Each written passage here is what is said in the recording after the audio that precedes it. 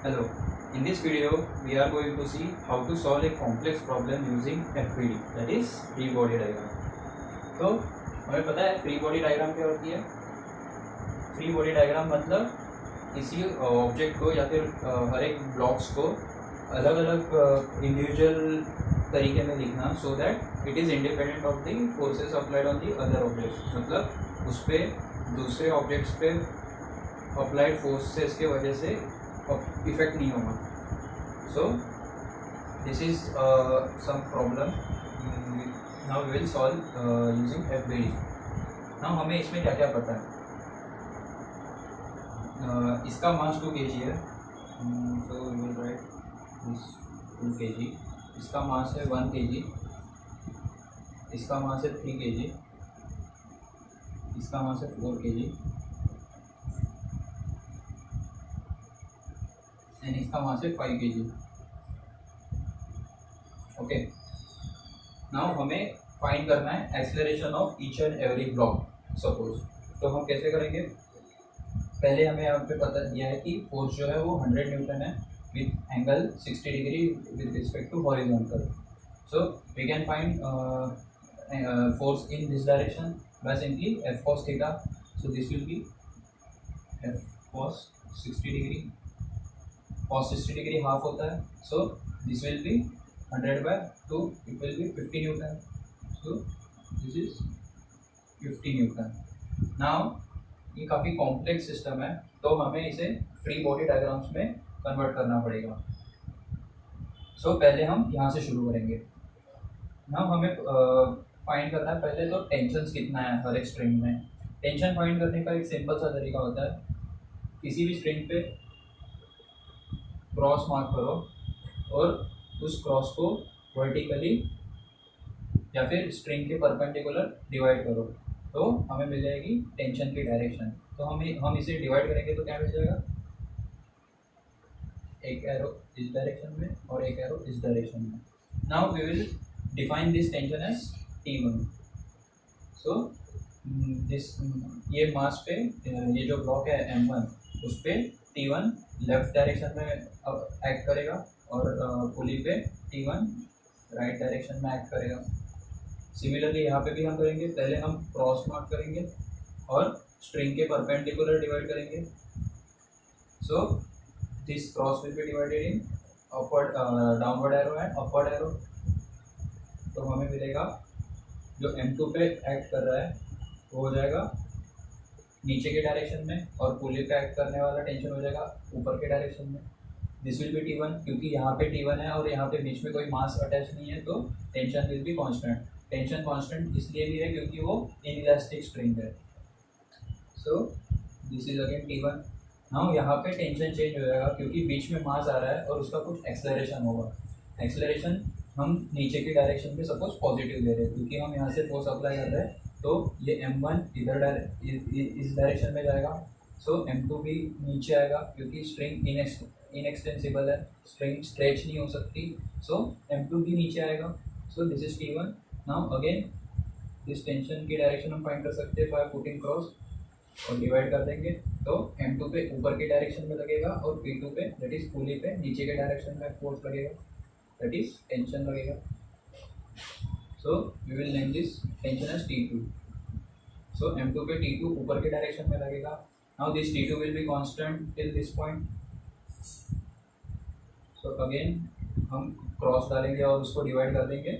So we will get tension T2 and T2 will be upward acting on P3. Again here T2 will be constant because there is no mass in between. ये जो मास attach है वो P3 से attach है, बाकी string तो same ही है.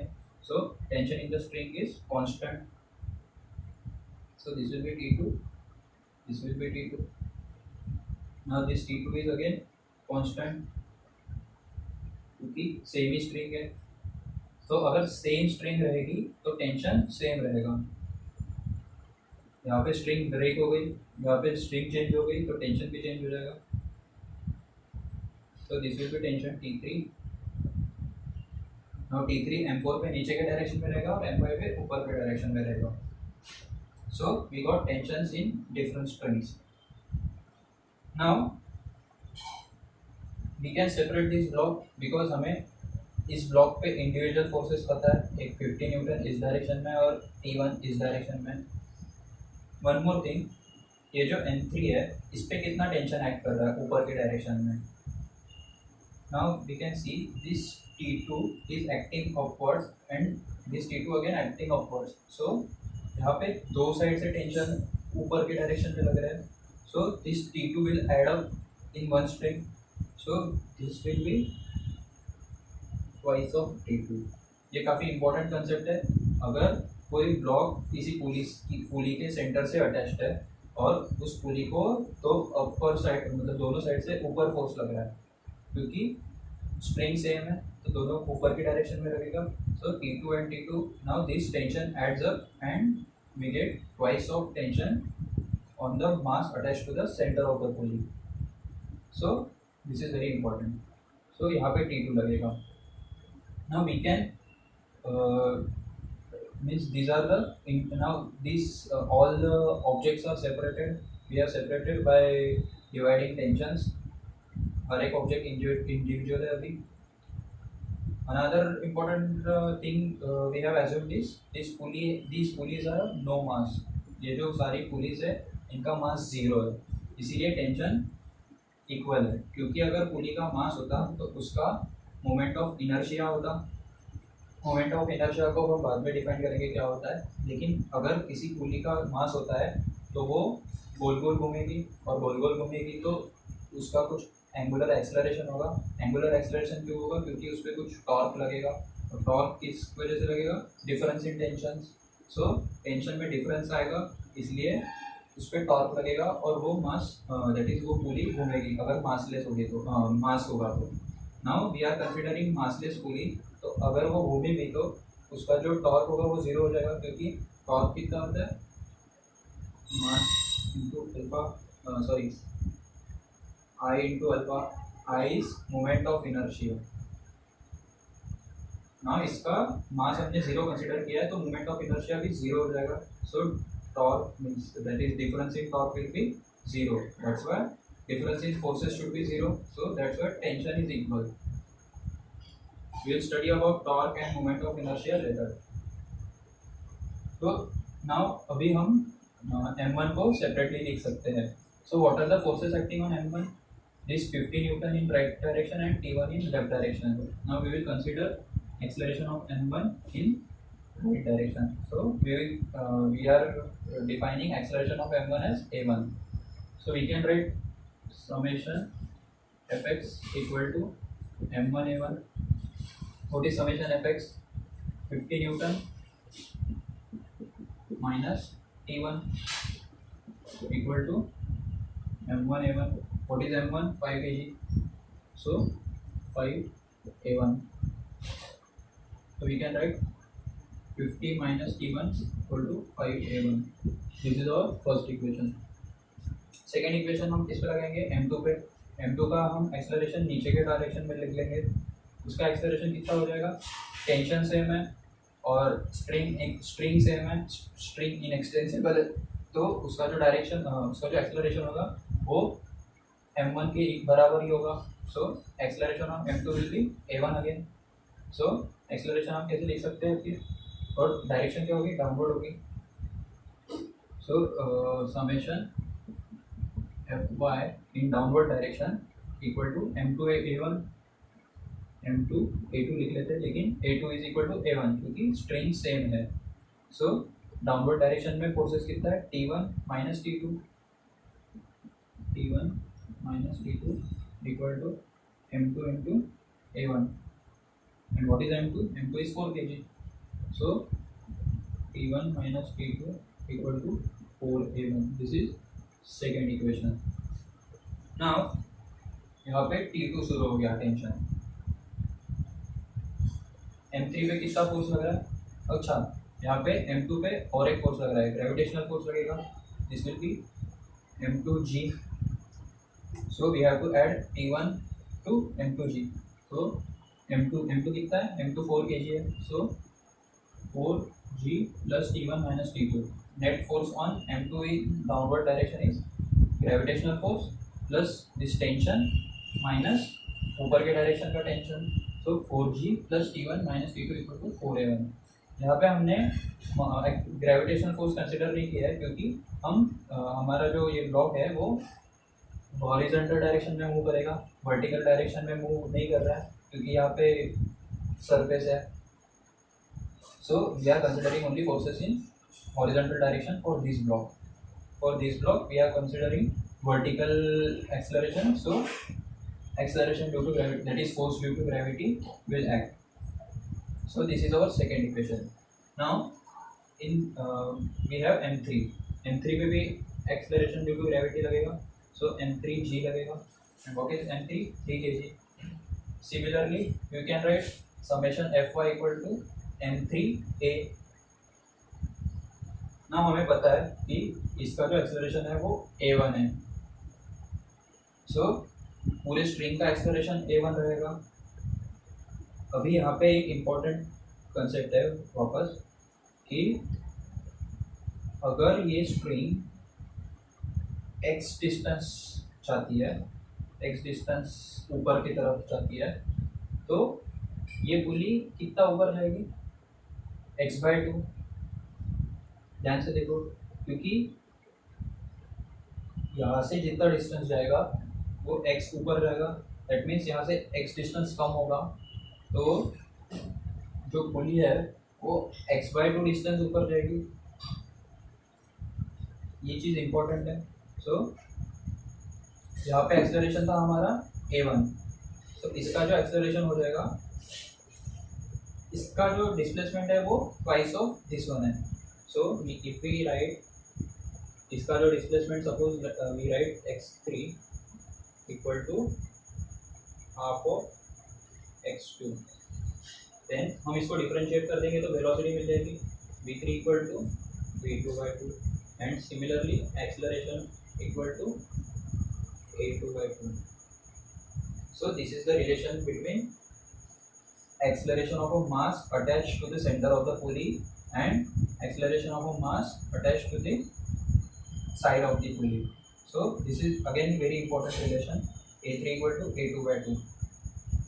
So for this object, for this block, we can write equation summation fy equal to m3 a3, and what is a3? a3 is a2/2 and a2 equal to a1. So force acting on this block is in downward direction, m3g minus twice of t2 equal to m3a3. Now we can write m3 equal to 3 kg, so 3g minus 2t2 equal to m3a3. a3 is a2/2 and a2 equal to a1, so we can write a1/2, and what is m3? 3, so 3/2 a1. This is third equation. Now this tension is same for m4. What are the forces acting on m4? T3 in downward direction, T2 in upward direction, and gravitational force will act in downward direction, which will be m4g. And what is m4? 1 kg. So we can write summation fy equal to m4a4, but a4 will be equal to this a2 and a2 equal to a1, क्योंकि same string है and inextensible string है, so there won't be any difference in acceleration.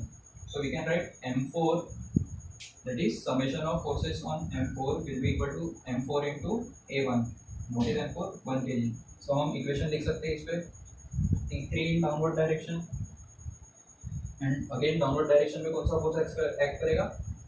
Gravitational force, that is m4g. m4 is 1 kg, so g plus t3 in downward direction minus t2 in upward direction equal to m4 a1, 1 into a1, so a1. This is fourth equation. Now for m5 we can write m5g will act downward, t3 will act upward, so m5g minus t3 equal to m5 into acceleration. Acceleration will be same क्योंकि string inextensible है, तो इसका जितना acceleration होगा upward direction में उतना ही इसका भी होगा।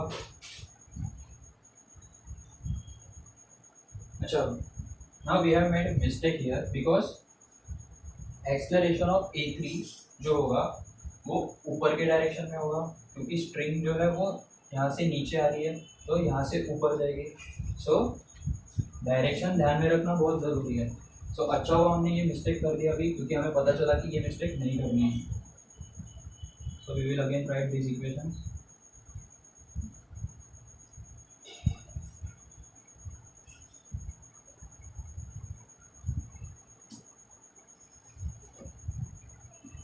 हम इसका देखेंगे, इस पे क्या था, कितने फोर्सेस लग रहे थे, m3g और t2 2t2 ऊपर के डायरेक्शन में। सो एक्सेलरेशन ऊपर की तरफ होगा और एक्सेलरेशन कितना होगा, a3 equal to a2/2, a2 is a1, so a1/2 हो जाएगा। So we can write summation fy in upper direction equal to mass into acceleration in upper direction. So 2t2 minus m3g, m3 is okay, we will write m3g equal to m3 into a3, but a3 equal to a2/2 and a2 is a1, so m3 into suppose a3, so we can write 2t2 minus what is m3, 3 kg, vg equal to 3 into a1/2. So this is our third equation. Now did you understand what I meant by changing direction? Because t2 ऊपर के direction में है, sorry acceleration of a2 नीचे के direction में है, तो जो पुली है वो यहाँ से डाउनवर्ड डायरेक्शन में स्विंग जाएगी, यहाँ से अपवर्ड डायरेक्शन में स्विंग जाएगी। So this whole system will this pulley will move upward, so that's why m3 का जो एक्सेलरेशन होगा वो ऊपर के डायरेक्शन में होगा। So this is important to write signs, means important to understand sign of the direction, that is direction of acceleration. So m3 का acceleration ऊपर के डायरेक्शन में होगा, तो ये इक्वेशन आ जाएगा।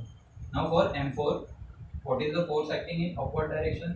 इसका भी जो acceleration होगा वो ऊपर के डायरेक्शन में होगा, क्योंकि ये जो स्ट्रिंग है वो ऊपर के डायरेक्शन में खींच रही है, यहाँ से ऊपर, मतलब यहाँ से नीचे आएगी, यहाँ से ऊपर जाएगी। तो यहाँ से अगर नीचे आ रही है तो यहाँ से ऊपर जाएगी, तो ऊपर के डायरेक्शन में हम एक्सेलरेशन कंसीडर करेंगे इसका, which is a4 is again equal to a2 and a2 is equal to a1, क्योंकि इन एक्सटेंसिबल स्ट्रिंग है। So we can right t2 ऊपर के डायरेक्शन में minus t3 which is in downward direction, minus t3 minus mg भी रहेगा, mg is m4 into g, what is m4, 1 kg। So this is g equal to इसका mass into acceleration 1 into a1 हो जाएगा, क्योंकि this whole acceleration is same due to inextensible string. So a1, this is fourth equation. Now इसका acceleration ऊपर है तो इसका भी ऊपर रहेगा, क्योंकि इनएक्सटेंसिबल स्ट्रिंग। सो ऊपर के डायरेक्शन में फोर्स कितना है, t3 माइनस m5g, क्योंकि m5g नीचे के डायरेक्शन में है, and what is m5, 2, so t3 minus 2g equal to 2a1। Again इन दोनों का एक्सेलरेशन सेम हो जाएगा, क्योंकि inextensible string. So this is our fifth equation. Now how many unknowns do we have? This t1, a1, 2, then t2, 3 unknown, t3, 4 unknown,